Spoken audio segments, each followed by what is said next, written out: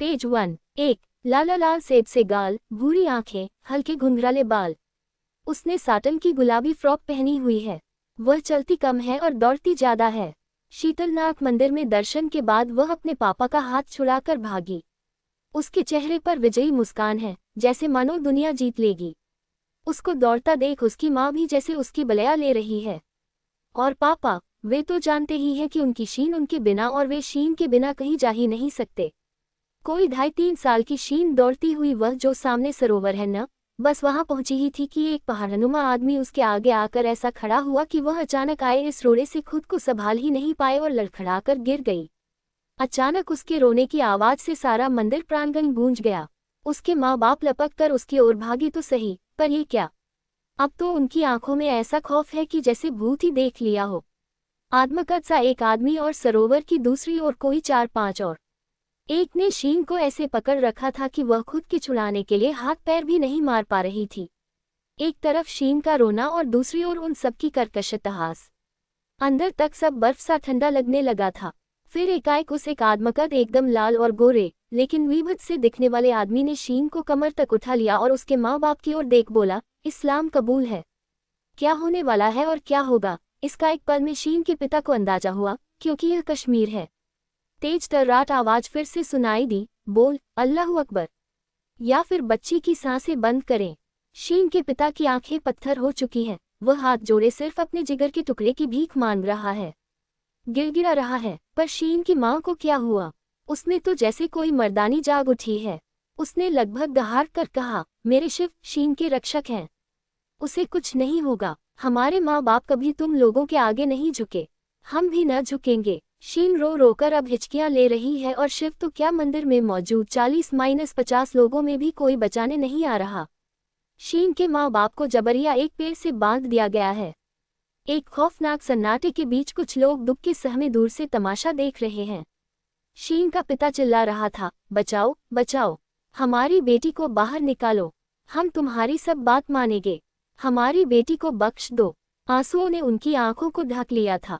वे कुछ देख नहीं पा रहे थे और शीन की माँ बार बार शीतलनाथ का नाम ले रही थी, उनको पुकार रही है, लगातार यही कह रही है कि हिंदू जन्मी हूँ, हिंदू ही मरूंगी, जो चाहे कर लो, मेरे शीतलनाथ तुम्हें छोड़ेंगे नहीं।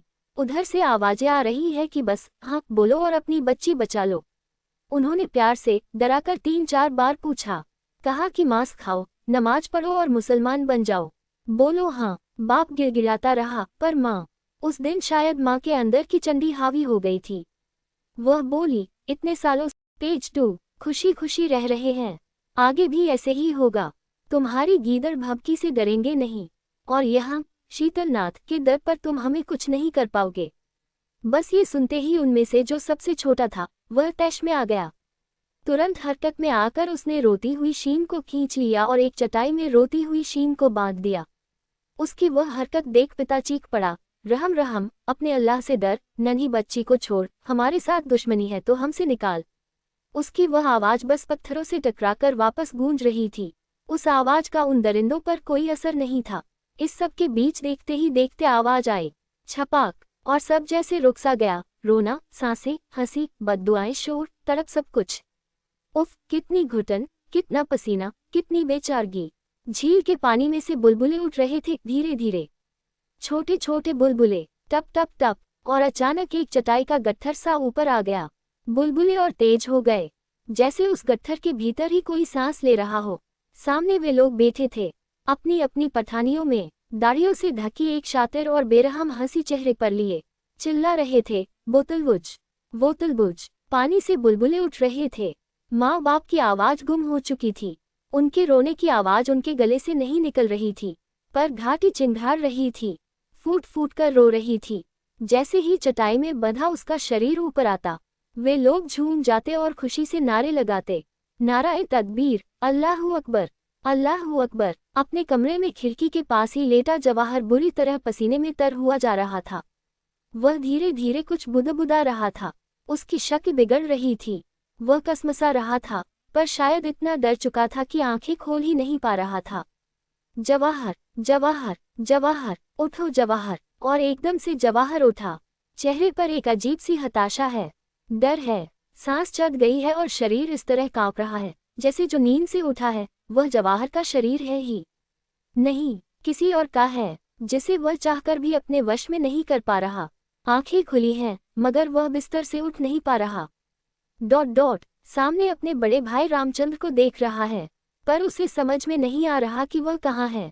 उसकी यह हालत देख रामचंद्र उसके पास बैठता है, उसके सर पर हाथ फेरता है, उसे शांत करता है, उसे एहसास दिलाता है कि सब ठीक है। जवाहर अब अपने पूरे होश में है।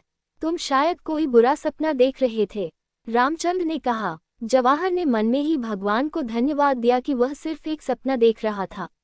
क्या चल रहा है मन में, रामचंद्र ने उससे पूछा। जवाहर बिस्तर से उठा, सिरहाने पड़े पानी के लोटे को उसने उठा लिया। पानी पीते पीते जवाहर ने कहा, वही सब आजकल जो माहौल चल रहा है। रामचंद्र ने इस पर कुछ खास ध्यान नहीं दिया और वह अपनी मेज पर पड़े कागज ठीक करने लगा। उस वक्त घड़ी में रात के 1:30 बज चुके थे। घड़ी को देख जवाहर ने पेज 3 रामचंद्र से पूछा कि तुम इतनी रात रात तक क्या लिखते रहते हो। रामचंद्र ने एक स्माइल दिया और कहा, वही जो आजकल हो रहा है, उसकी जड़ें कहाँ है, उसे ढूंढकर अपनी भाषा में लिखकर रख रहा हूँ। क्यों, जवाहर ने पूछा। रामचंद्र ने कहा, अब हमें नौकरियां मिलने से रहीं, दिन भर यहाँ वहाँ भटकने से अच्छा यही है कि हमारा इतिहास हम ही लिखकर रख दें, क्योंकि हमारे साथ जो हो रहा है उसके सिर्फ हम ही साक्षी हैं। आगे जाकर कोई हमें मिटा दे, उससे पहले हम पर जो बीती और बीत रही है उसको दुनिया के सामने रखना जरूरी है, ताकि आगे चलकर कोई तो इसे समझे। उसके जवाब से जवाहर थोड़ा उदास हुआ। असल में वह साल था 1967। आज़ादी को बस 20 साल ही हुए थे। कश्मीर अपने नए रूप में ढलने की कोशिश कर रहा था। 1965 के युद्ध से देश के साथ साथ कश्मीर भी उभर रहा था। आज़ादी के 5 साल बाद ही शेख अब्दुल्ला की भूमि सुधार नीतियों के चलते काफ़ी लोग उनसे नाराज थे। उनकी सरकार को बहुमत नहीं होने के चलते गिरा दिया गया। अब्दुल्ला ने सदन में बहुमत साबित करने के लिए गुहार लगाई, उन्हें इसका मौका नहीं मिला। शेख अब्दुल्ला की कैबिनेट के हिस्सा रहे बख्शी गुलाम मोहम्मद को कश्मीर का प्रधानमंत्री नियुक्त कर दिया गया। कुछ ही दिनों बाद शेख अब्दुल्ला को कश्मीर साजिश के आरोप में लगभग 11 सालों के लिए जेल में डाल दिया गया। इस बात का आतंक बहुसंख्यक मुस्लिमों के मन में पनप रहा था। जब गुलाम बख्श सत्ता में आए तो उनके शिक्षा अभियान ने चौतरफा विस्तार किया। उस कारण नौजवानों की एक नई पढ़ी लिखी पीढ़ी तैयार हुई, जिन्हें अब जिंदगी से उम्मीदें थीं। किंतु कश्मीर की तनावपूर्ण स्थिति तथा भौगोलिक परिवेश के कारण वहां उद्योग धंधों का विकास नहीं हुआ। अपनी पूंजी वहां लगाने में लोग कतराते थे, इसलिए वहां कोई व्यवसाय फला फूला नहीं। ऐसे में इन पढ़े लिखे नौजवानों के पास अपनी नौकरियों को लेकर सिर्फ सरकारी दफ्तर ही एक विकल्प बचा था, जहां भ्रष्टाचार तो था ही, किंतु हिंदू की हिस्सेदारी कितनी और मुस्लिम की हिस्सेदारी कितनी, इस बात का संघर्ष धार्मिक ध्रुवीकरण में बदलता नजर आ रहा था। तो जाहिर था कि कश्मीरी पंडित अल्पसंख्यक होने के कारण अपने अधिकार के लिए जी तोड़ संघर्ष कर रहा था और उसके सामने बार बार सरकारी आंकड़े फेंककर यह जताया जा रहा था कि जितनी हिस्सेदारी मिलनी चाहिए उससे अधिक तुम लोगों को दिया जा रहा है। अगर इस बात को एक ट्रायस्ट थर्ड व्यू नजरिए से देखा जाए तो कश्मीर की सरकार सही बात कर रही थी। सरकारी आंकड़ों के हिसाब से जहां 95% मुसलमान और 5% गैर मुसलमान थे, वहां सरकारी नौकरियों में हिस्सेदारी का आंकड़ा 70-30 का था। कागज पर यह एकदम सही और कश्मीरी पंडितों के प्रति सरकार सहृदयपूर्ण व्यवहार करती दिख रही थी, पर असल सामाजिक ताने बाने में इसके अलग मायने, मतलब और इतिहास थे। जो पंडितों के प्रति अन्याय क्यों है, इसका जवाब देते हैं। पेज 4 अंतर्विरोध में कश्मीरी पंडित युवक फंसा हुआ था। जवाहर लालजी, देवेंद्र, ललित और कन्हैया इसी सामाजिक स्थिति के शिकार थे। वहीं रामचंद्र, जवाहर का बड़ा भाई, नौकरी के लिए हर दफ्तर के चक्कर काट चुका था। नौकरी के लिए उससे कई जगहों पर रिश्वत मांगी गई थी। उतने पैसे तो उसके पास थे नहीं, पर उसे दिक्कत इस बात की थी कि उसकी हक की नौकरी के लिए उससे रिश्वत मांगी जा रही थी। उसका मानना था कि इसकी जड़ में कहीं न कहीं उसका पंडित होना काफी था। अपने कागजों को एक फाइल में समेटकर रामचंद्र अपने बिस्तर में जाकर सो गया, पर सपने के कारण जगा जवाहर अभी भी नींद के लिए तरस गया था। काफी कोशिश के बाद भी वह सो नहीं पा रहा था। दरवाजा खोलकर बाहर चला जाए तो घरवालों की नींद खुल जाएगी, इस बात का डर था। खासकर माँ की नींद। सबके घर आने के बाद ही वह सो पाती थी, क्योंकि आजकल हालात ही कुछ ऐसे बन गए थे कि घर का एक भी मेंबर बाहर रहा या उसे किसी कारण देर हुई तो माँ के मन में 10 बुरे ख्याल उमड़ पड़ते। उसका बी.पी. हाय हो जाता। ऐसे में सबने वक्त पर घर लौटने का नियम ही बना लिया था। अब करे तो क्या करे, इस विचार में जवाहर था कि तभी उसकी नज़र रामचंद्र की फाइल पर पड़ी।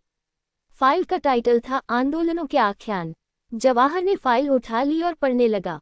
उसमें लिखा था, मैं एक मध्यम वर्गीय कश्मीरी पंडित हूँ।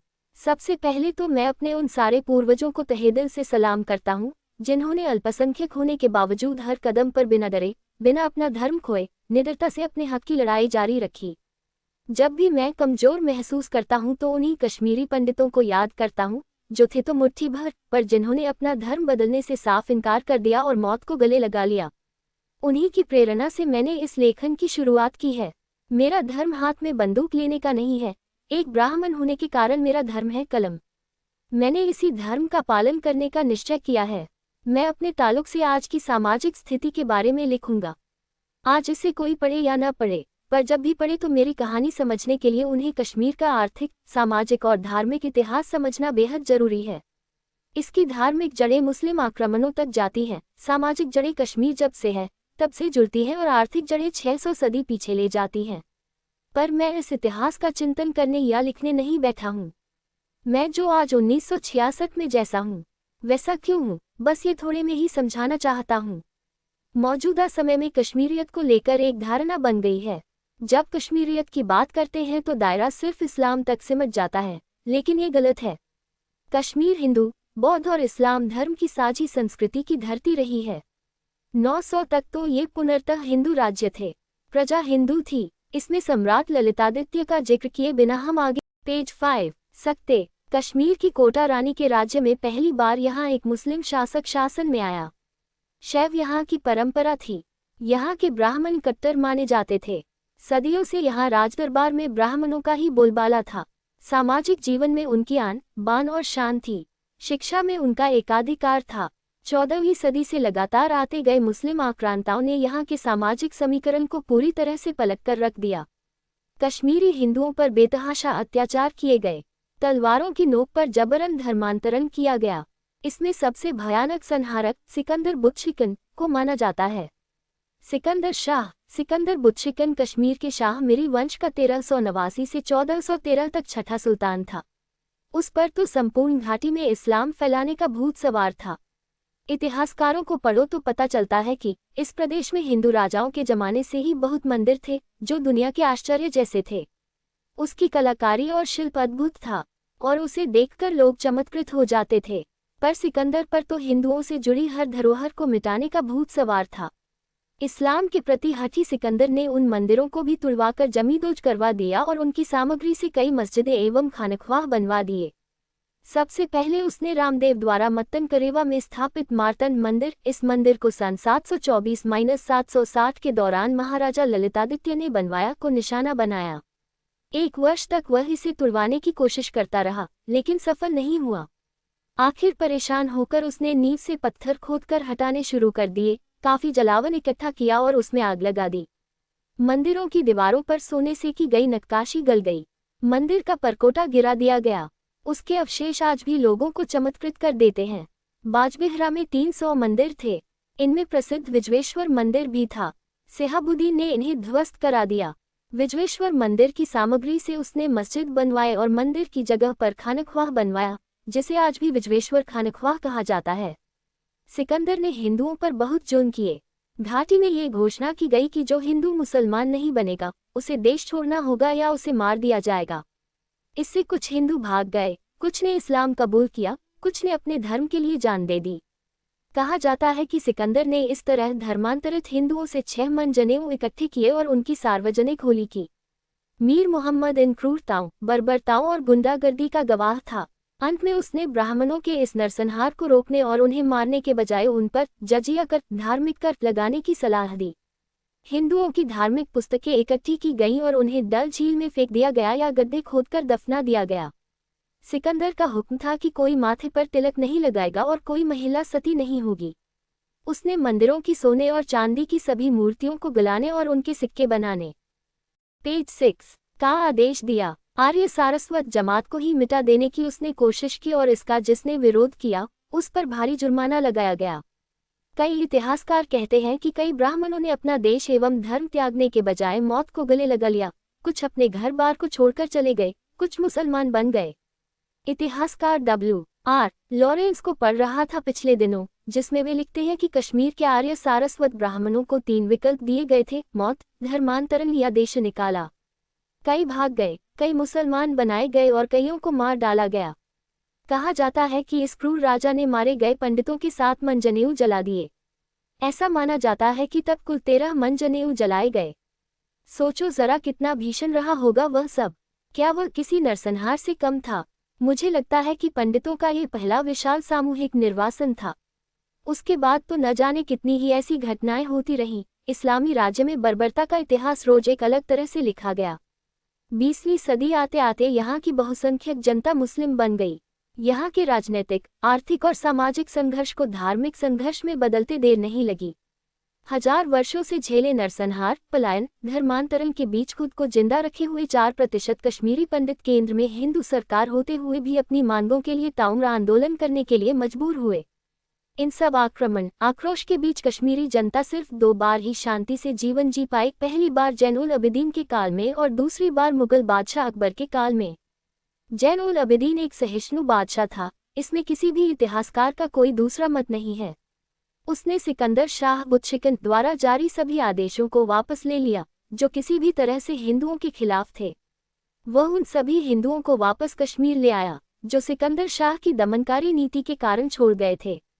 जो लोग हिंदू धर्म में वापस जाना चाहते थे, उन्हें ऐसा करने की स्वतंत्रता दी गई थी। उन्हें उनके अनुदान, पुस्तकालय और मंदिर बहाल कर दिए गए। सबसे अहम गौहत्या प्रतिबंध नियम लागू कराया। श्रेया भट्ट उसका न्याय विभाग अधिकारी था। शिव भट्ट उसका निजी चिकित्सक था। कर्पूर भट्ट भी निजी चिकित्सक में शामिल था। एक तरह से उसने ब्राह्मणों का पुनरुत्थान ही किया। शासन के सभी स्तरों पर भर्ती के रास्ते ब्राह्मणों के लिए खोल दिए। शर्त सिर्फ इतनी थी कि उन्हें फारसी सीखनी थी, जो तब की राजभाषा थी। अगर हम ठीक समझे तो ब्राह्मण फिर वह कहीं का भी हो, ज्ञानार्जन, राजदरबार में मंत्री, न्याय व्यवस्था, राजस्व, धर्म से जुड़े पद, इन सभी पदों पर रहे हैं। सामाजिक व्यवस्था ही ऐसी थी। बहुत ही कम युद्ध लड़ने जाते या खुद खेतों में उतरकर खेती करते, वरना अपनी जमीनें होने के बावजूद उसे वे बटाईदारों से करवाते थे। शारीरिक मेहनत का काम इनकी तासीर नहीं थी, ज्ञान ही इनका हथियार था। जैन पेज 7। ब्राह्मणों को समझकर वही सारे पद दिए। संस्कृत को छोड़ फारसी सीखने के फलस्वरूप ब्राह्मण समाज में कुछ मूलभूत परिवर्तन स्वाभाविक थे, जो जिंदा रहने के लिए उन्होंने स्वीकारे। ब्राह्मण विविध पदों पर आरूढ़ हुए, उनके आदेश पर राज्य की नीतियां चलने लगीं। उनका सत्ता में फिर से बोलबाला हुआ। ये 50 साल कश्मीरी ब्राह्मणों के लिए सुकून भरे और बहुआयामी थे। लेकिन अबिदीन के बाद आने वाले हैदर शाह ने बुतशिकन की ही नीतियां अपनाई। हैदर शाह की नीतियों से परेशान, निराश और दमित कश्मीरी पंडितों का धैर्य जवाब दे गया और हैदर शाह के विरोध में कश्मीरी पंडितों का पहला संगठित आंदोलन और विद्रोह हुआ। लेकिन यह विद्रोह तलवार से कुचला गया और निरंकुश लूटमार हुई। श्रीनगर में एक बार फिर ना भट्टो हम की चीख पुकार सुनी गई। लेकिन कुछ इतिहासकारों का मानना है कि यह संघर्ष शासन में भागीदारी का संघर्ष था, जो मुसलमानों ने पंडितों के खिलाफ किया था। श्रीनगर में मुस्लिम लोग बड़ी संख्या में इस विद्रोह में पंडितों के खिलाफ शामिल हुए। सहज कारण यही था कि पंडितों को सत्ता से बाहर करना। वह समय था 1470 के बाद हैदर शाह का, और आज 1966 में भी कुछ बदला नहीं है। जवाहर अब आगे पढ़ नहीं पा रहा था। उसने भी काफी इतिहास पढ़ा था, और जब भी वह ऐसी बातें सुनता और पढ़ता तो उसके मन में गुस्सा भर जाता। दिल करता कि कुछ करे। उसने घर में कभी बताया नहीं था, लेकिन इधर कुछ महीनों से उसने जनसंघ की शाखा में आना जाना शुरू किया था। उसके मित्र भी उसके साथ थे। उस तमाम परिवेश में पूरे भारत में हिंदुत्व की बात सिर्फ जनसंघ ही करता था। इस कारण उसे वह दल अपना लगता था। उनकी सभाओं में भी वह जाता था। संघ ऑफिस में बतौर कार्यकर्ता वह कभी कभी सामाजिक काम भी करता था, पर बड़े ही छोटे पैमाने पर। अपनी पढ़ाई संभालकर। अब जबकि वह स्नातक बन चुका था, तब उसका पहला काम था कमाई का जरिया खोजना। बड़े भाई रामचंद्र की हालत वह देख ही रहा था। इसके खिलाफ आवाज उठाने का, कुछ करने का उसका बहुत जी करता था। पर करे तो क्या करे? सरकारी ऑफिस में जाकर तोड़फोड़ या गाली गलौज? अगर करता भी तो क्या कोई उसकी सुनता? सरकारी ऑफिसर में जो लोग थे, वे उसे तुरंत पकड़कर जेल में डाल देते और जिंदगी भर सुनाते। ये कैसी विवशता थी, न चुप रह सकते हैं, न कुछ कर सकते हैं। अपना विरोध दर्शाने के लिए एक पत्थर भी उठाकर फेंक नहीं सकते थे, जबकि सामने वाले कई बार रातों में पंडितों के घर पर पत्थर फेंक चुके थे। और आने वाले चंद दिनों में फिर से पत्थरों की बरसात होने वाली थी, जिसमें कश्मीरी मुस्लिम माहिर थे और उनके खिलाफ कभी कुछ किया नहीं जाता था। जवाहर को पंडितों का भविष्य अंधकार में नजर आ रहा था। यही सारी बातें सोचते सोचते वह कब सो गया, उसे ही पता नहीं। पौ फट चुकी थी। सूरज की मध्यम मध्यम किरणें खिड़की से उसके सिरहाने आकर जवाहर को नींद से जगाने में लगी थी। जवाहर का पेज 8 था। अक्सर तड़के सुबह उठ जाता, तैयार होता और फिर सुबह उठकर अपने 4 दोस्तों के साथ निकल पड़ता शीतलनाथ मंदिर पर हाजिरी लगाने। घड़ी की सुई इशारा कर रही है कि आज जवाहर अपने वक्त से घंटों बाद भी कमरे से बाहर नहीं निकला है। कुछ देर में ही माँ आवाज लगाते हुए आएगी, मगर क्या करे, जवाहर को तो किसी अजीब ख्याल ने जकड़ रखा है। आज ऐसा लग रहा था कि जैसे नींद में ही किसी जंग पर है। अजीब तरीके से करवटें बदल रहा है। वह बिस्तर से उठना चाहता है, मगर नींद की देवी उसे अपनी कैद से छोड़ना नहीं चाहती। जवाहर, जवाहर, लो माँ की आवाज भी आने लगी। जवाहर सुन तो रहा है, पर आवाज नहीं दे रहा। माँ आवाजें दे देकर शांत हो गई है, पर दोस्त कहाँ मानने वाले हैं। इस 5 पांडव वाली जोड़ी के 4 पांडव घर की बैठक में उसकी बात जोड़ रहे थे, पर वह था कहाँ। देवेंद्र से रहा नहीं गया। वह उठा और बिना किसी से पूछे कहे सीधे कमरे के अंदर। एक उम्र के बाद दोस्तों को जो आज़ादी होती है, वह माँ को भी नहीं होती। देवेंद्र ने अंदर आते ही जवाहर के कंधे पर हाथ रखा और बोला, ओए यारे, आज घड़ी देखना भूल गया या सपने में व्यक्तिमाला देख ली? बचाओ, बचाओ, बचाओ, उसे कोई तो बचाओ वैजंती माला से। और जवाहर उठ बैठा। फिर माँ ने हल्के से उसके सिर पर हाथ रखकर दुलारते हुए कहा, कल झूठे मुँह ही सो गया था क्या? जवाहर ने फटाफट बिस्तर से उतरकर दोस्तों को देखकर इशारे से कहा कि उसे बस 10 मिनट चाहिए, वह तैयार होकर आता है। खैर, जवाहर तैयार होकर आया और पांचों निकल पड़े रोज की तरह शीतलनाथ मंदिर। वही शीतलनाथ मंदिर, जहां वे लोग रोज ही सुबह दर्शन करने जाया करते थे और फिर शुरू होता था उनका दिन। रास्ते में भी देवेंद्र का दिमाग कहीं अटका सा था। उसको बार बार जवाहर के चेहरे पर जो निराशा दिख रही थी, वह उसे भुला नहीं पा रहा। उसके मन में कुछ अजीब सी बेचैनी है। पता नहीं क्यों, कदम उठ तो रहे हैं, पर लग ऐसा रहा है जैसे वह खुद को खींच रहा है। थोड़ा खुद को संभाल कर उसने जवाहर से पूछ ही लिया, कुछ दिक्कत है क्या? जवाहर ने कहा, हाँ, एक बुरा सपना देखा। देवेंद्र ने पूछा, क्या देखा सपने में?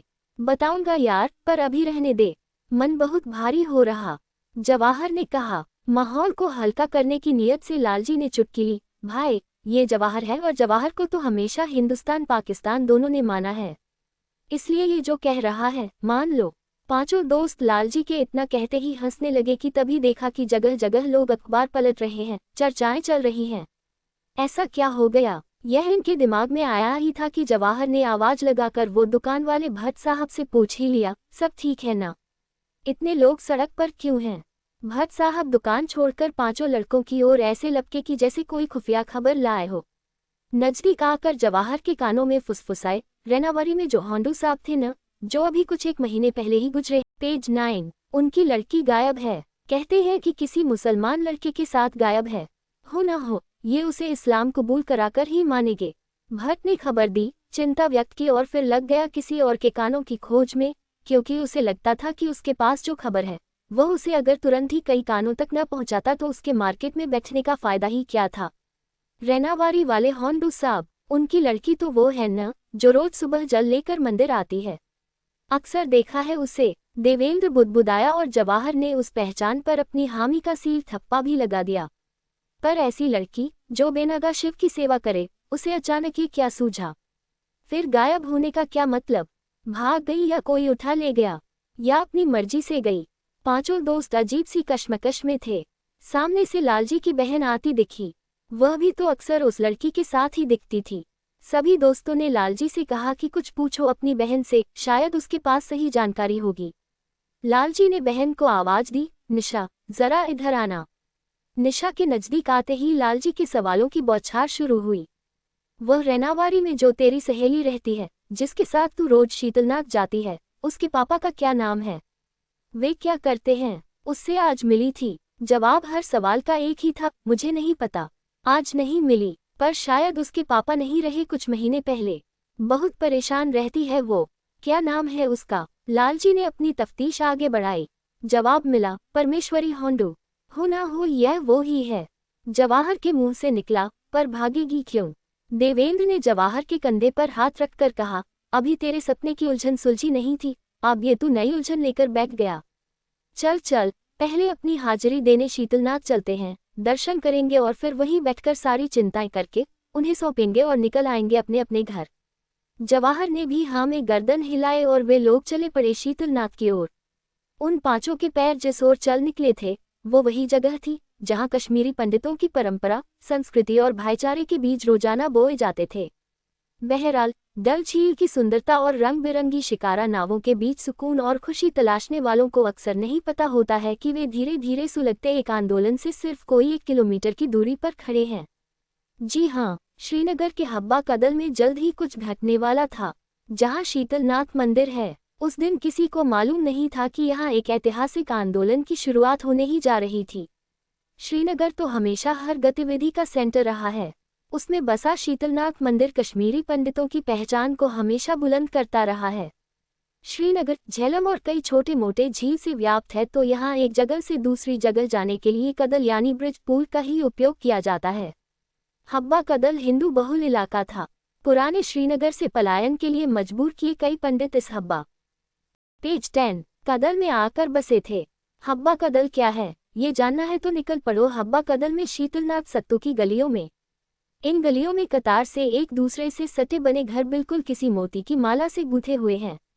एक मोती में हरकत हुई कि सारी माला झंझना जाती है।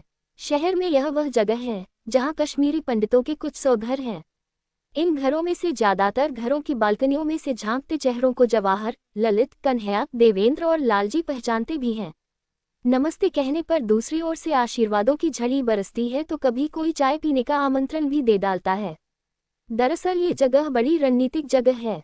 कहते हैं कि समय समय पर होने वाले हमलों और बार बार होने वाले अत्याचारों के चलते कश्मीरी पंडितों ने शहर के इस भाग में एक साथ रहना चुना, ताकि सुरक्षित भी रहे और अपनी जमीन भी न छूटे। इन गलियों में टहलते घूमते जो चेहरे हैं, उनमें कमाल की जीवत्ता है। जैसे कह रहे हों, हिम्मत है तो नजर उठाकर देख तो लो, एक एक को देख लेंगे।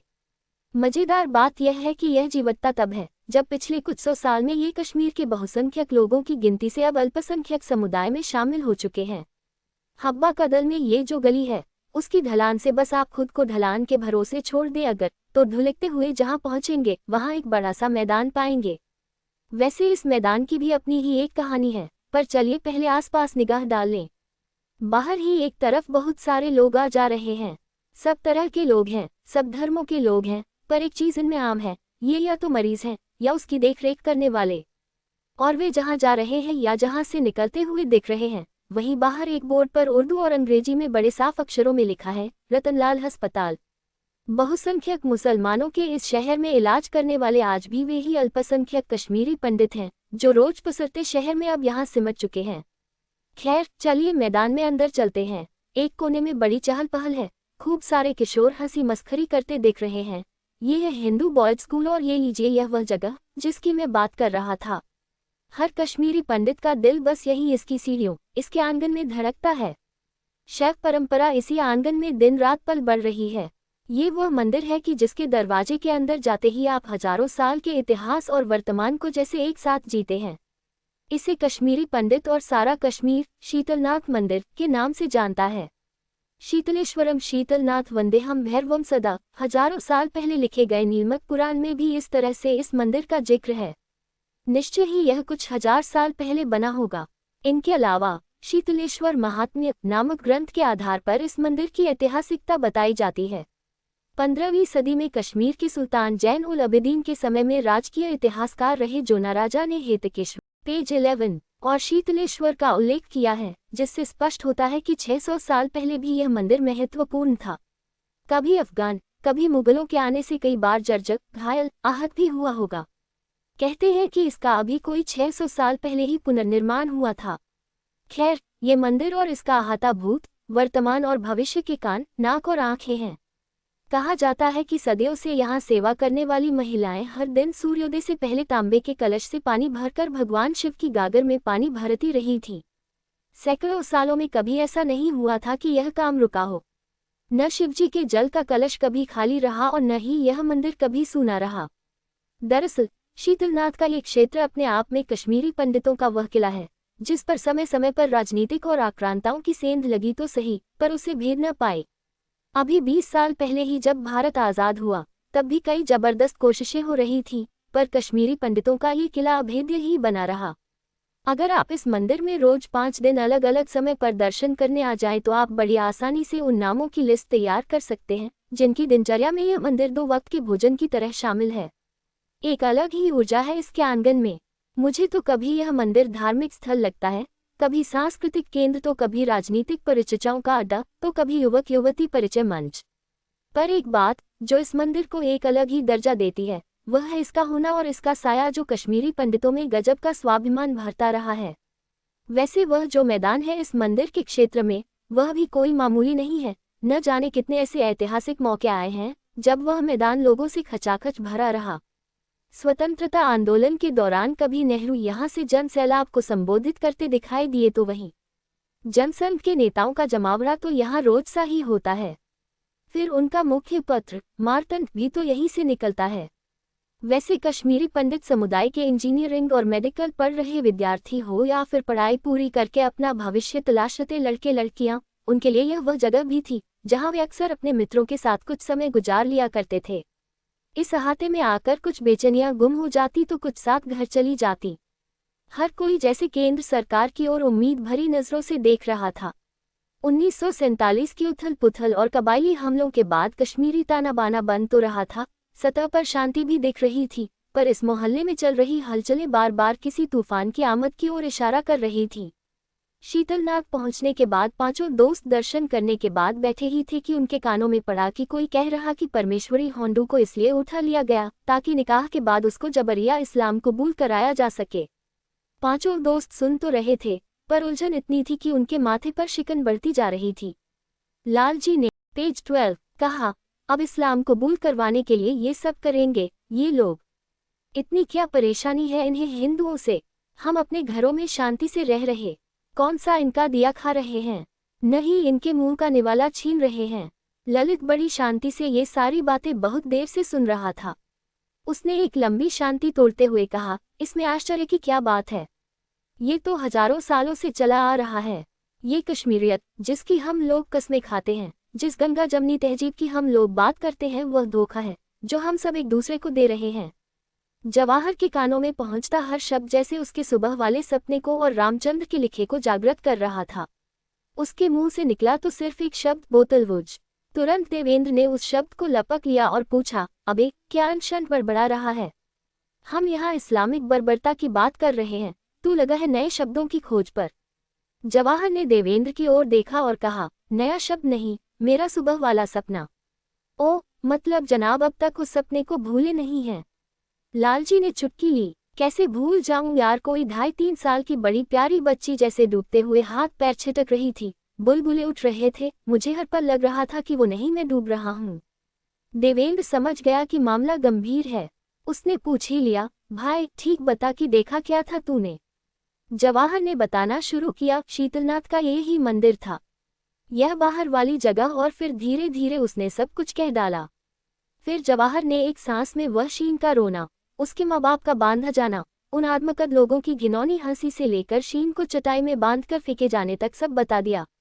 देवेंद्र बोला, ये सब तो ठीक है, पर तू बोतलवुज क्यों चिल्ला रहा था? जवाहर ने 1 सेकंड भी बिना गवाए कहा, क्योंकि वे बोतलवुज ही तो खेल रहे थे, वह भी शीतलनाथ के अहाते में, वह भी कि अफगानी लुटेरे नहीं, अपने ही भाई लोग, अपने ही भाई लोगों के साथ। पर यह बोतलवुज के खेल के बारे में पहले तो कभी सुना नहीं।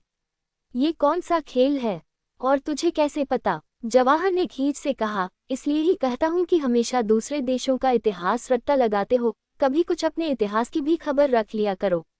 इस पर ललित पंडित ने बात बदलते हुए कहा, ओ भाई, हमें बाद में कोस लेना, पहले बता तो सही कि यह कौन सा खेल तू अपने सपने में देख रहा था, और इसमें ऐसा क्या होता है कि तू पसीने में ऐसा लथपथ है? जवाहर ने लंबी सांस लेकर कहा, बोतलवुच, जिसमें हमेशा एक जिंदगी हारती है और बाकी सब हंसते हैं। देवेंद्र ने अब जवाहर के कंधे पर हाथ रखा और कहा, मुद्दे पर आ। जवाहर ने अब तक धारा प्रवाह बोलना शुरू कर दिया था। असल में बोतलवुच एक शर्तों का खेल था, एक ऐसी शर्त जिसमें मौत तय थी। किनारे खड़े लोग इस बात का मजा लेते थे कि मरने वाला जीने के लिए कितनी कोशिश कर। पेज 13। सैकड़ों साल पहले जब कश्मीर पर मुस्लिम शासन था तो यहाँ के रईस मुसलमान अपने मनोरंजन के लिए एक खेल खेलते थे। वे डल झील के किनारे कुर्सियां लगाकर बैठ जाते।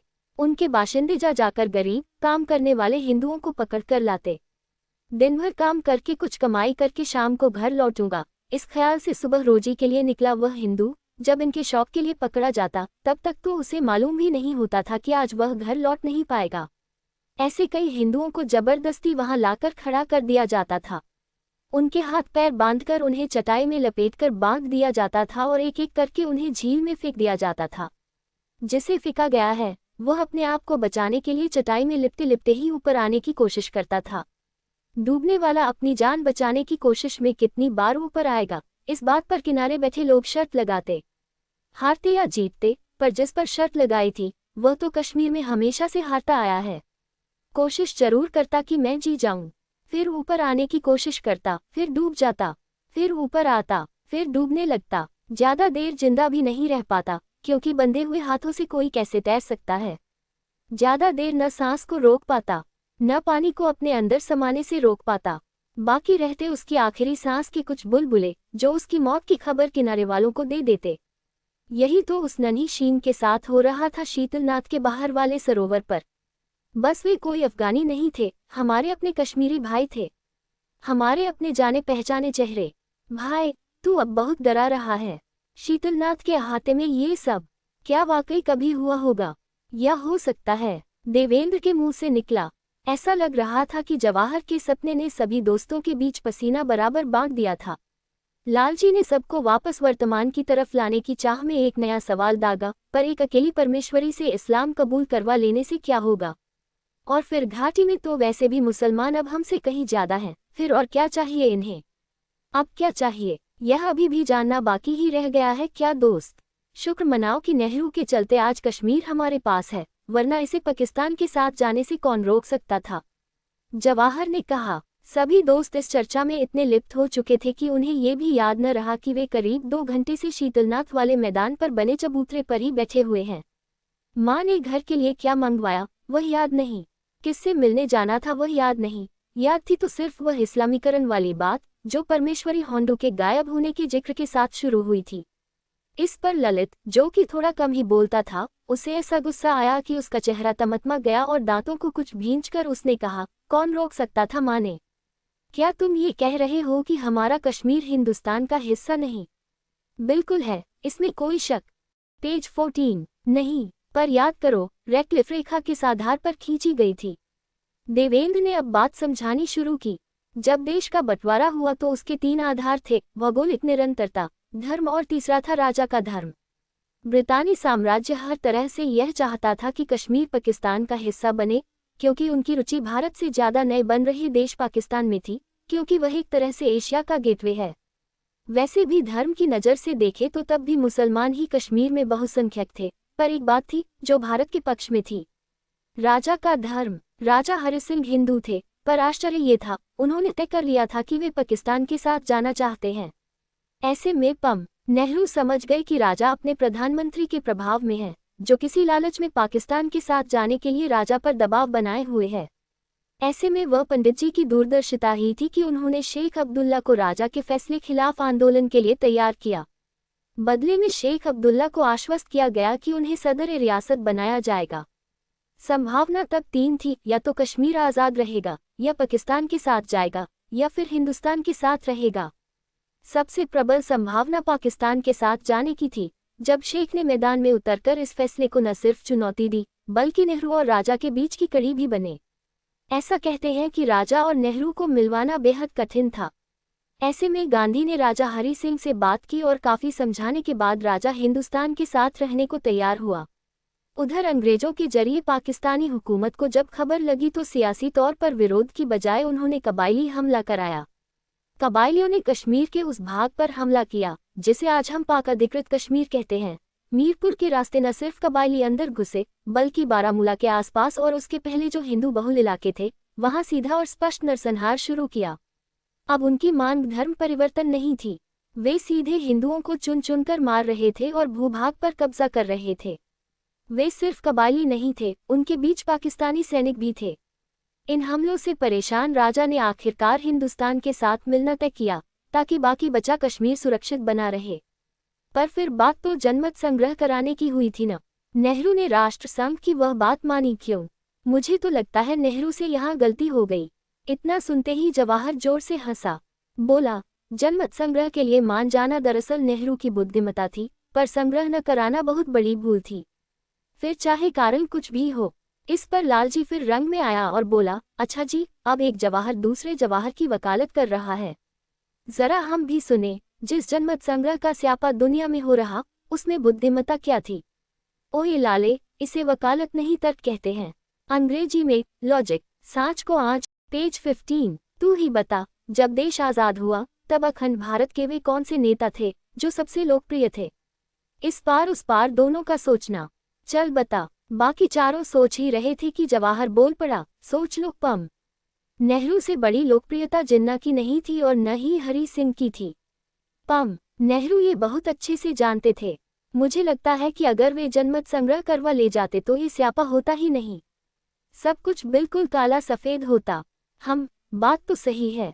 देवेंद्र के मुंह से कुछ सोचते हुए निकला, पर मुझे अब तक समझ नहीं आया कि अगर शेख अब्दुल्ला पंडित जी के इतने खास थे तो वे 10 साल तक जेल में कैसे रहे?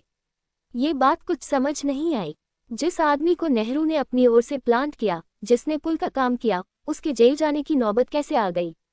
जवाहर के पास इस बात का जवाब बिल्कुल किसी जन्मपत्री सा तैयार था। यारा, इस बात को समझने के लिए शेख अब्दुल्ला का इतिहास भूगोल सब समझना होगा। कोई शक नहीं कि जितना अब्दुल्ला को कश्मीर में मिला, वह लोगों ने पाया है। 1905 में श्रीनगर के बाहरी इलाके में स्थित सोरा गांव में शेख अब्दुल्ला के पिता कश्मीरी शॉल के व्यापारी थे। शेख ने मैट्रिक की पढ़ाई पंजाब यूनिवर्सिटी से की। इसके बाद अलीगढ़ मुस्लिम यूनिवर्सिटी से 1930 में फिजिक्स विषय से पोस्ट ग्रेजुएशन किया। कहा जाता है कि अलीगढ़ मुस्लिम यूनिवर्सिटी में पढ़ाई के दौरान ही उनका संपर्क प्रगतिशील नेताओं से हो गया था। इससे उनके भीतर राजशाही को लेकर चिढ़ आ गई थी और वहां से धीरे धीरे उनकी राजनैतिक पारी शुरू हुई, जिसको कालांतर में पम। नेहरू का भी पुरजोर समर्थन मिला।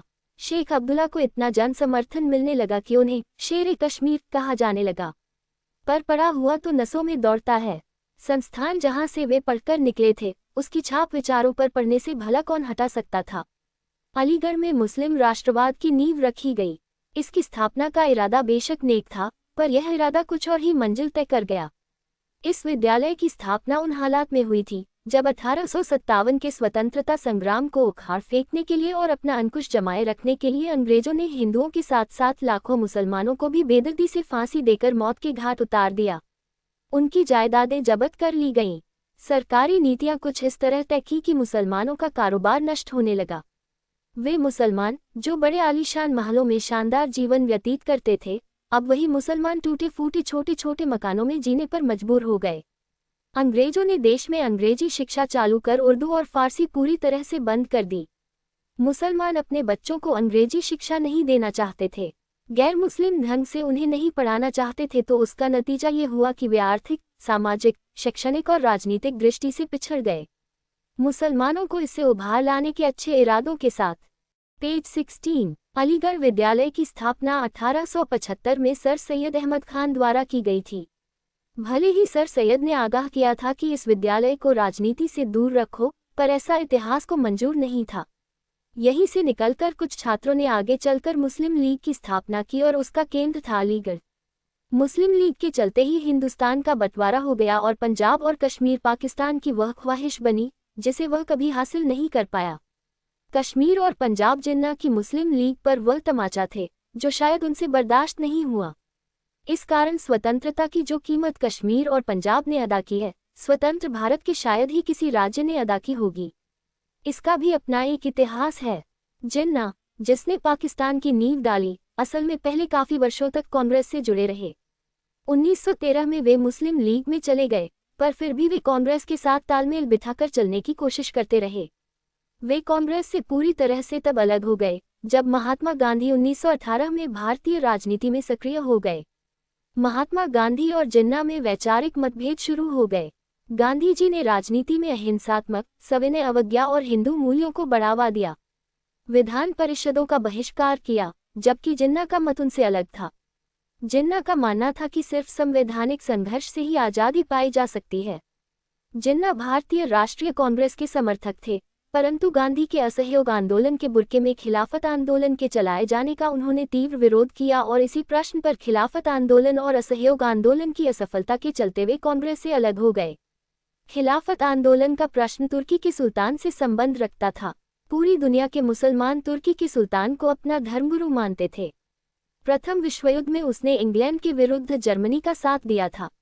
युद्ध में भारत के मुसलमानों का साथ पाने के लिए अंग्रेजों ने यहाँ के मुसलमानों को एक झूठ परोसा कि अगर वे युद्ध जीत जाते हैं तो खलीफा के रूप में तुर्की के सुल्तान की स्थिति का सम्मान किया जाएगा। मुसलमानों ने तुर्की के खिलाफ अंग्रेजों की इस शर्त पर सहायता की थी कि वे भारतीय मुसलमानों के धार्मिक मामलों में हस्तक्षेप न करें और साथ ही उनके धर्म स्थलों की रक्षा करें। लेकिन जब युद्ध समाप्त हुआ तो तुर्की के साथ उसी तरह का व्यवहार हुआ जैसा अन्य पराजित राष्ट्र के साथ होता है। भारतीय मुसलमान ब्रिटिश सरकार से नफरत करने लगे।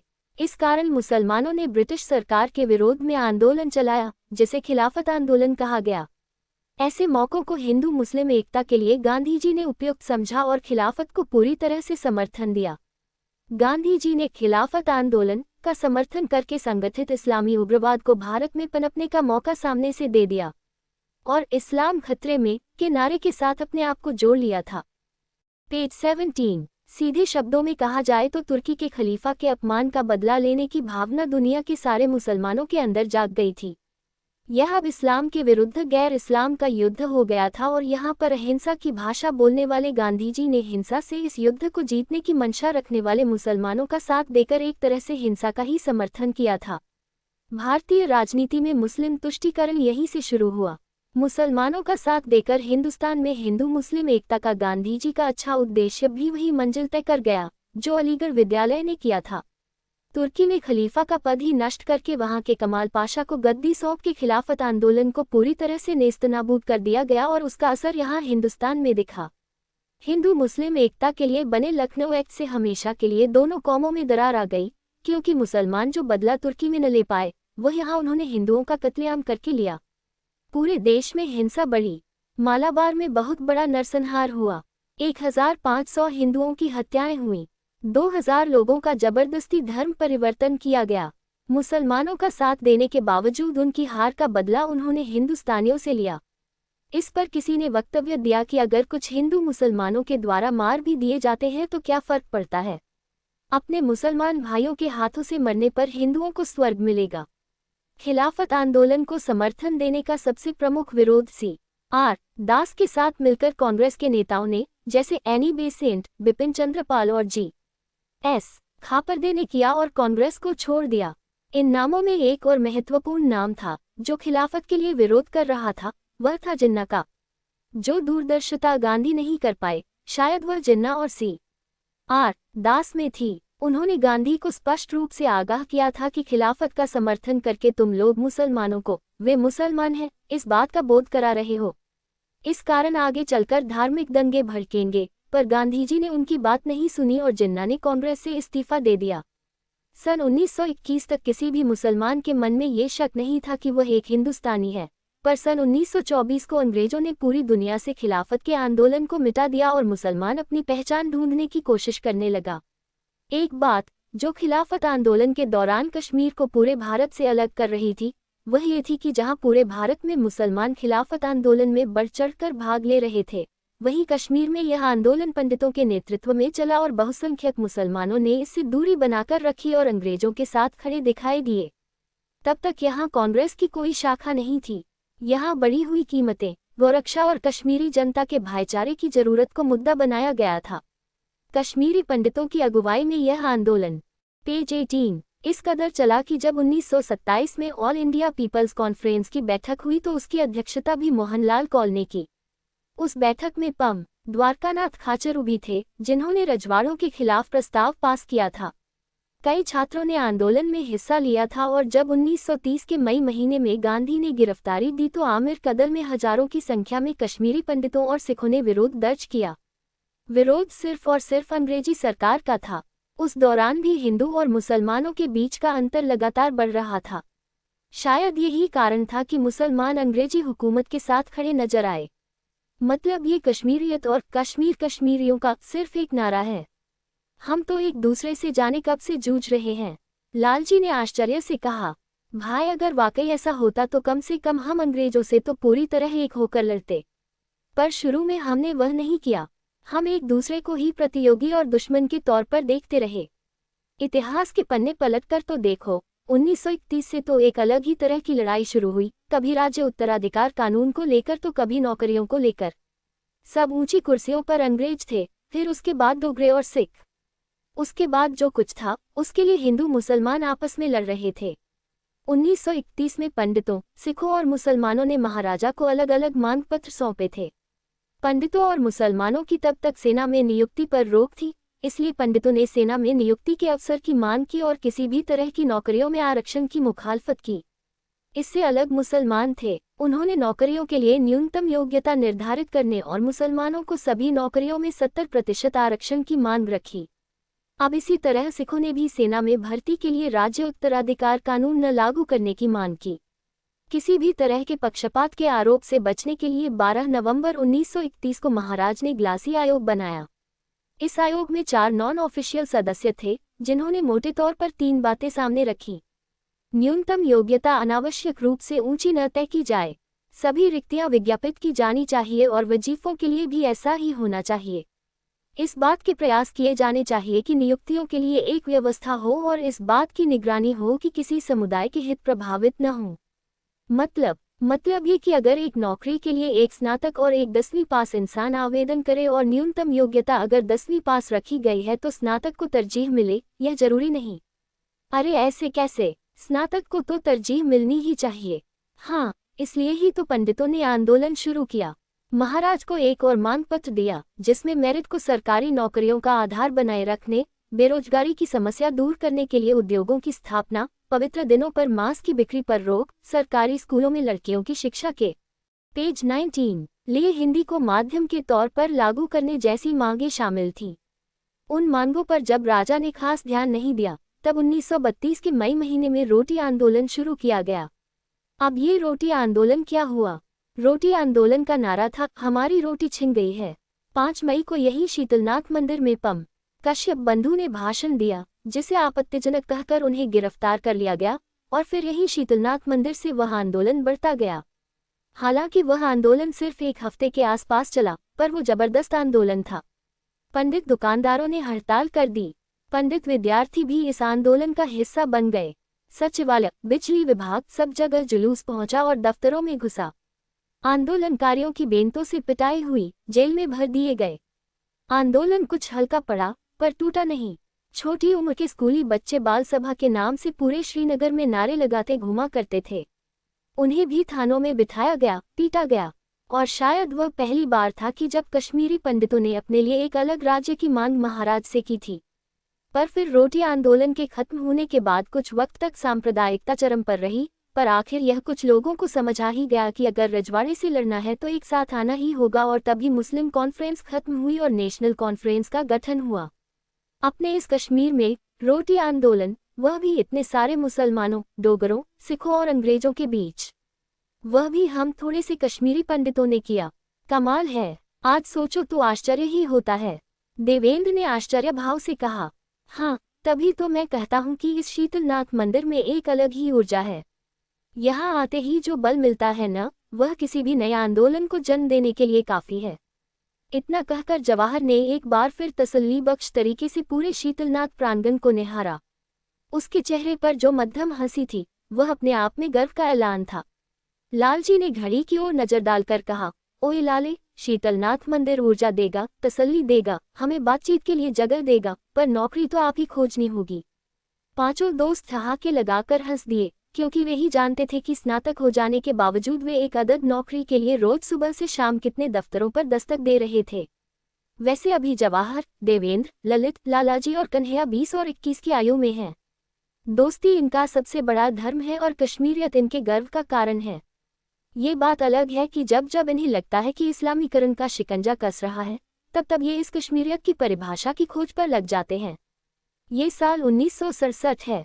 आज़ाद भारत अब सिर्फ 20 साल का है और उसमें हार्मोनल तरंगे उरूज पर हैं। वो रोमांच खोजता तो है, पर पैर तो कहीं इतिहास में धंसे हुए हैं। वह दिखा देना चाहता है सारी दुनिया को कि मौका मिले तो वह अपना सिक्का जमा सकता है, पर दुनिया में कौन पेज 20 किसी 20 साल वाले को गंभीरता से ले पाया है। एक अजीब सी कसमसाहट है समाज, स्वरूप और अर्थव्यवस्था बदल देने की। एक अजीब सी बौखलाहट है सीमा के उस पार रह गए अपनों से न मिल पाने की, पर अब आदत पड़ रही है। कहीं न कहीं अब इस बात को मानना पड़ ही रहा है कि अब हम अखंड होकर भी खंड नहीं बचे, दो देश हो चुके हैं। वे दो देश जो किसी टापू की तरह दुनिया के समंदर में सबको अपनी ओर खींचना तो चाहते हैं, पर वक्त लगता है।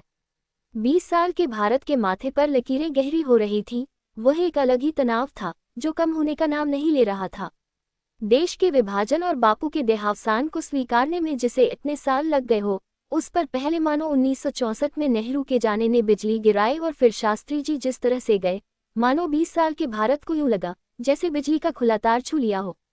विभाजन और राज, ये दो शब्द भारत के शब्दकोश में डर या भय का प्रतीक चिन्ह साबित हो रहे थे।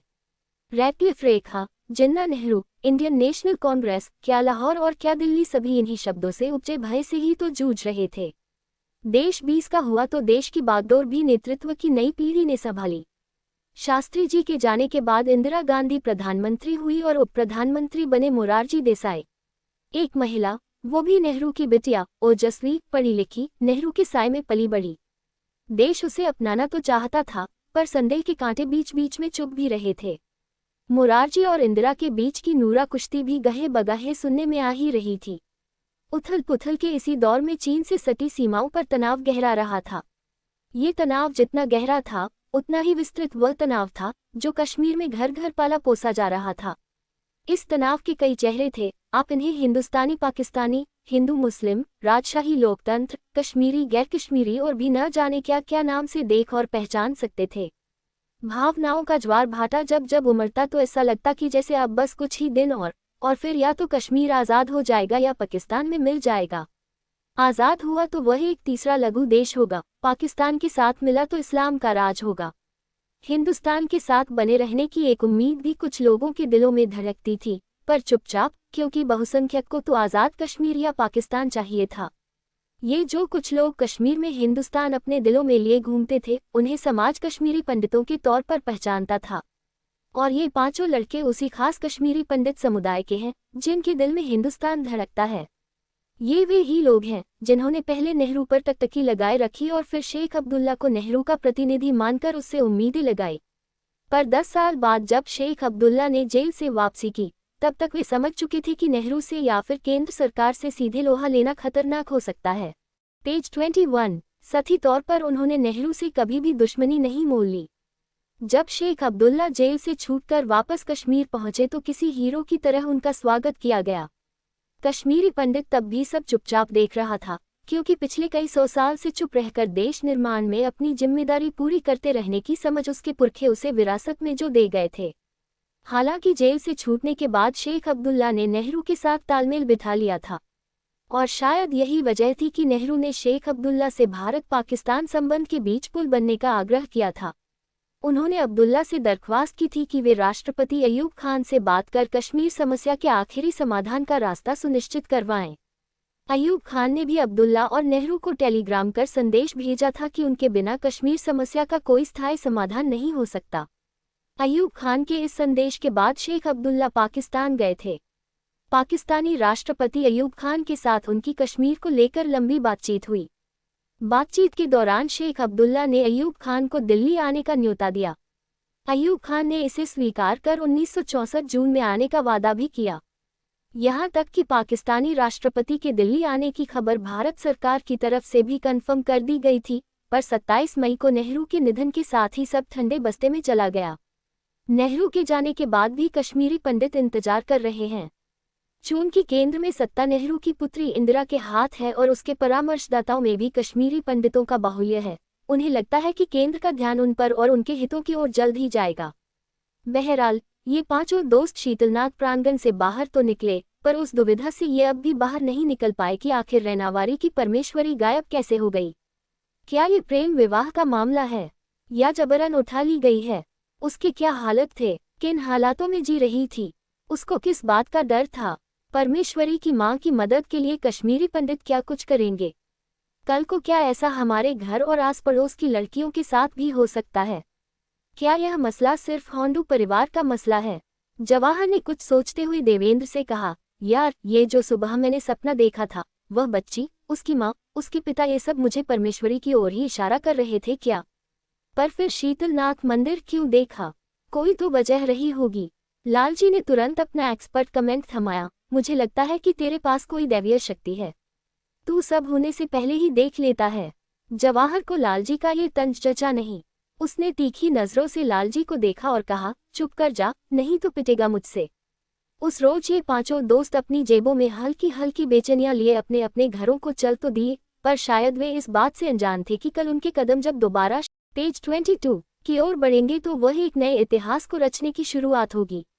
परमेश्वरी का गायब होना, या कहें कि उसके गायब होने की खबर आग की तरह फैल रही थी। हर कोई उस खबर से अपने अर्थ निकाल रहा था।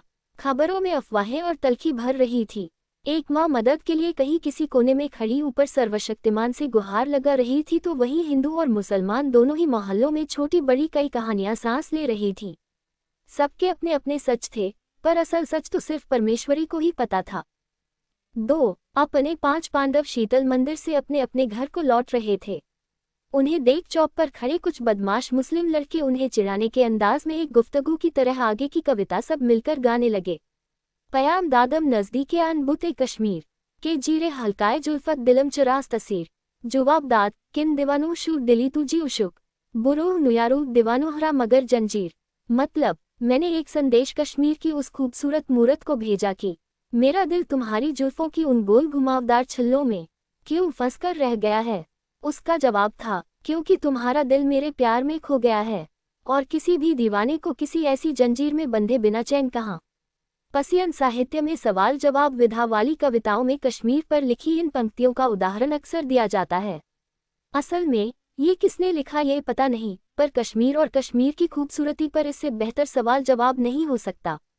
जाहिर था कि परमेश्वरी होंडू, जो बताई जा रही थी कि किसी मुसलमान के साथ भाग गई है, उसी के चरित्र पर ये लड़के बात करके इन पंडितों को उकसाने की कोशिश कर रहे थे। लालजी थोड़ा गुस्सैल था। उन लड़कों की खबर लेने वह उनकी तरफ मुड़ ही रहा था कि बाकी दोस्तों ने उसे पीछे खींचा और कहा, जाने देना यार, किनके मुंह लग रहा है। असल में जवाहर को भी यह बात जची नहीं थी, पर वह बिना बात का बतंगड़ नहीं चाह रहा था। वे बदमाश लड़के उन पर हंसने लगे और उनकी हंसी यकीनन यही बयां कर रही थी कि तुम्हारी पंडित लड़की हमारे बंदे के साथ भाग गई और तुम लोग कुछ कर नहीं पाओगे। देवेंद्र और ललित समझदार थे। वे तकरीबन खींचते हुए लालजी और जवाहर को वहां से ले जाने लगे। सबका मूड बहुत बिगड़ गया था। ऐसे में वे घर नहीं जाना चाहते थे। उन्होंने अपना रुख जनसंघ के ऑफिस की ओर किया। वहां पर भी हलचल मची थी। सबका एक ही सवाल था कि परमेश्वरी को दूसरा कोई नहीं मिला भागने के लिए। कहाँ मिले होंगे दोनों पहली बार? किसी को इसकी पहले कैसे खबर नहीं हुई? पहले हमें मालूम होता तो तभी रोक देते हम उस लड़की को। ये और ऐसी ही चर्चाएं वहां चल रही थीं। चर्चा जब लड़की के चरित्र की तरफ जाने लगी तो वहां के एक वरिष्ठ कार्यकर्ता ने सबको ये कहकर डांटा कि वह तुम्हारी बहन भी हो सकती थी, और यह बात पक्की नहीं है कि लड़की भागी भी है या कहीं गुम हुई है या अपने मन से ही कहीं चली गई है। पेज 23। इस पर बहस करने से अच्छा है कि जाकर मालूमात करो कि असल में हुआ क्या है। यहाँ बैठकर कल्पना मत करो कि क्या हुआ होगा। सब चुपचाप अपनी मुंडी नीचे करके वहां से निकलने लगे। ललित और देवेंद्र वहीं से अपने घर गए। कन्हैया और लालजी जवाहर को घर पर छोड़ आगे अपने घर चले गए। शाम फिर मिलने का वादा करके जवाहर के दोनों बड़े भाई काम पर चले गए थे। रामचंद्र का आज भी कोई इंटरव्यू नहीं था तो वह घर पर ही था। जवाहर के पापा श्रीनगर म्यूनिसिपल कॉरपोरेशन में काम करते थे तो वे भी घर पर नहीं थे। जैसे ही उसने घर में कदम रखा, माँ ने पूछा कि क्या परमेश्वरी तुम्हारी पहचान में थी? जवाहर समझ गया कि खबर को तो हर जगह पहुंचना ही था। नहीं पहुंचती तो आश्चर्य था। नहीं माँ, मैं नहीं जानता था उसे। जवाहर ने सीधा जवाब दिया। उस पर माँ झट से बोली, ऐसे कैसे नहीं जानते हो, कभी देखा तो होगा उसे। भागी है, मतलब 18 साल की तो होगी।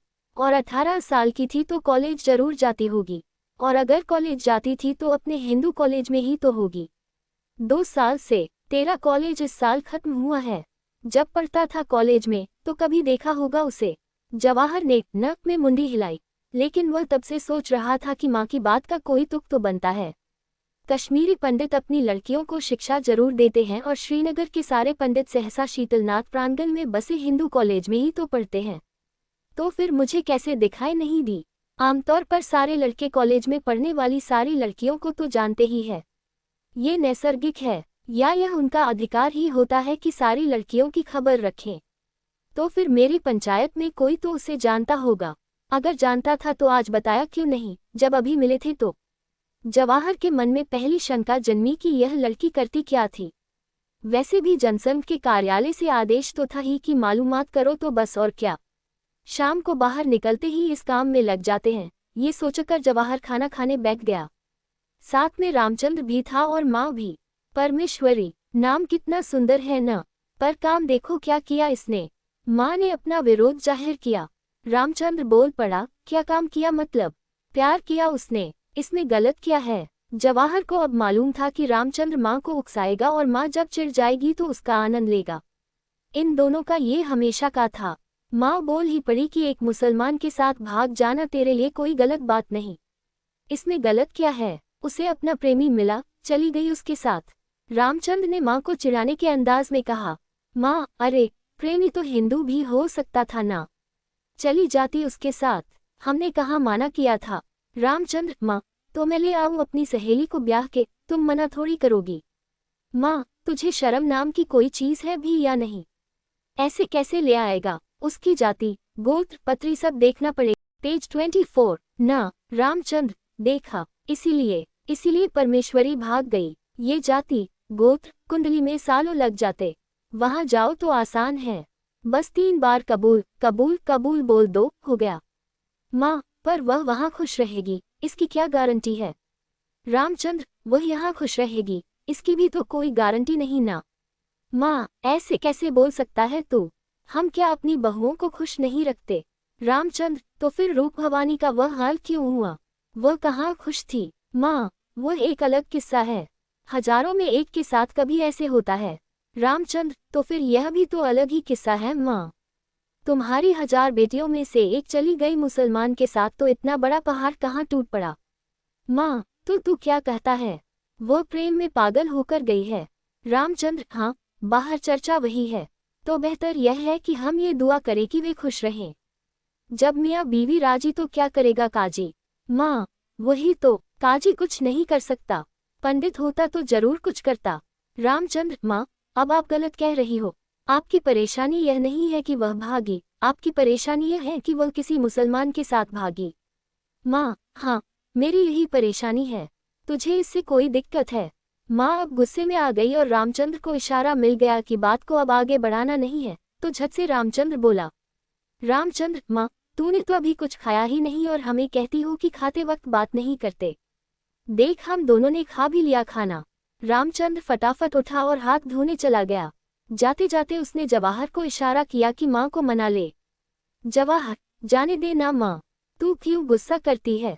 मुझे मालूम है कि तू सही कह रही है। माँ, तुझे सच में लगता है कि मैं सही कह रही हूँ या तेरा भाई ये सब कहने के लिए इशारा करके गया है? मैं तुम्हारी माँ हूँ, कब किस कोने में क्या चल रहा है मुझे सब मालूम होता है। मेरा तो बस इतना कहना था कि अपनी संस्कृति को छोड़कर दूसरी संस्कृति में ढलना मुश्किल होता है। कैसे निभा पाएगी? उसने लौटने के सारे दरवाजे अपने लिए बंद कर दिए हैं। एक औरत होने के नाते मेरी वह चिंता थी।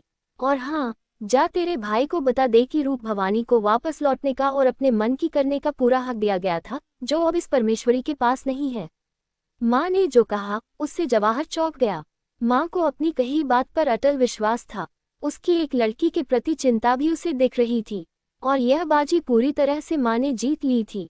वह उसी में खुश थी और अब सुकून से खाना खा रही थी। पर जवाहर के मन में अब नया सवाल था कि यह रूप भवानी कौन है। जवाहर जब रामचंद्र के कमरे में गया तो रामचंद्र अपने कपड़ों को इस्त्री कर रहा था। पूछने पर उसने बताया कि कल उसका एक इंटरव्यू है तो उसकी तैयारी कर रहा है। जवाहर के मन में तो सवाल उठ ही रहा था, पर दुविधा थी कि पूछूं या नहीं पूछूं। पेज 25। रामचंद्र के आसपास मदर आता रहा। उसको इस तरह देख रामचंद्र बोल पड़ा, कुछ पूछना है? जवाहर ने हाँ में मुंडी हिलाई। रामचंद्र ने उसके हाथ में अपनी फाइल रखकर कहा, जो तू ढूंढ रहा है वह मेरी इस फाइल में है। असल में मैं इस बात की खोज कर रहा था कि कश्मीर में जो हिंदू बहुल समाज था वह आहिस्ता आहिस्ता मुस्लिम कैसे बना। मेरी खोज मुझे रूप भवानी तक ले गई। कश्मीर के इतिहास में बहुत ही कम स्त्रियों का जिक्र मिलता है जिन्होंने राजनीति प्रभावित की। रूप भवानी जनमानस के निचले तबके तक पहुंच चुकी थी। उन्होंने हिंदू मुस्लिम भेद मिटाने में अपना बड़ा योगदान दिया है। उनके अनुसार सभी धर्म एक ही ईश्वर को प्राप्त करने के अलग अलग मार्ग है। ले पढ़, और हाँ, जरा जोर से पढ़ना। जवाहर ने फाइल में से रूप देवी का पन्ना ढूंढ निकाला और वह पढ़ने लगा। जवाहर, माता रूप भवानी के जन्म को लेकर एक मान्यता है कि माधवजू धर नाम के कश्मीरी हिंदू बहुत धार्मिक और दार्शनिक व्यक्ति थे। वे माता शारिका यानी शक्ति के उपासक थे। ऐसा माना जाता है कि माधवजू नवरात्रि के पहले दिन वर्ष 1620 में मध्य रात्रि को पूजा अर्चना करने पहुंचे थे। उनके भक्ति भाव को देखकर देवी ने एक छोटी कन्या के रूप में उनको दर्शन दिया। माधवजू कन्या को देखकर बहुत प्रसन्न हुए और उनका भक्ति भाव आंसुओं के रूप में छलक पड़ा। माधवजू समझ गए थे कि साक्षात देवी ने उन्हें दर्शन दिया है। उन्होंने चरणों में फूल अर्पित किए और मिठाई दी। उनकी सादगी को देखकर देवी अत्यंत प्रसन्न हुई। माधवजू ने देवी से अनुरोध किया कि वे उनके घर में बेटी के रूप में जन्म ले और इसके बाद ही माता रूप भवानी का जन्म हुआ और उनका नाम अखिलेश्वरी रखा गया था। रामचंद्र, ये बात यहाँ गौर करने लायक है कि रूप भवानी यानी अखिलेश्वरी एक दैवीय शक्ति थी। आगे पढ़। जवाहर, अखिलेश्वरी का बचपन मां शारिका की भक्ति में बीता था। उनके पिता माधवजू धर अध्यात्म में इतने लीन रहते थे कि उनके दर्शन के लिए लोग दूर दूर से चलकर आते थे। बचपन से ही अखिलेश्वरी उन्हें देखते हुए बड़ी हो रही थी। जैसे जैसे उनकी उम्र बढ़ रही थी वैसे वैसे उनका आध्यात्मिक ज्ञान भी बढ़ रहा था। उनके पिता माधवजू ही उनके गुरु थे, जिन्होंने उनको अध्यात्म का रास्ता दिखाया और दीक्षा दी। मान्यता है कि अखिलेश्वरी का विवाह 10 साल की उम्र में सप्राव परिवार में हुआ था और उनका वैवाहिक जीवन बहुत दर्द भरा था। उनके पति का नाम हीरानंद सप्राव था, जो अखिलेश्वरी के आध्यात्मिक ज्ञान को नहीं समझते थे। उनकी सास सोपकुंज ने भी उनके इस भाव में कोई रुचि नहीं दिखाई और अंततः उनको केवल दुख ही दिए और सिर्फ कमियां ही निकाली। ससुराल में केवल ताने और उत्पीड़न मिला। नाकाबिले बर्दाश्त होने पर रूप भवानी ने ससुराल छोड़ दिया और गेरुआ धारण कर सन्यासी हो गई। कुछ ही दिनों में वे कश्मीर में एक महान संत होकर उभरी। रामचंद्र ने फिर जवाहर को बीच में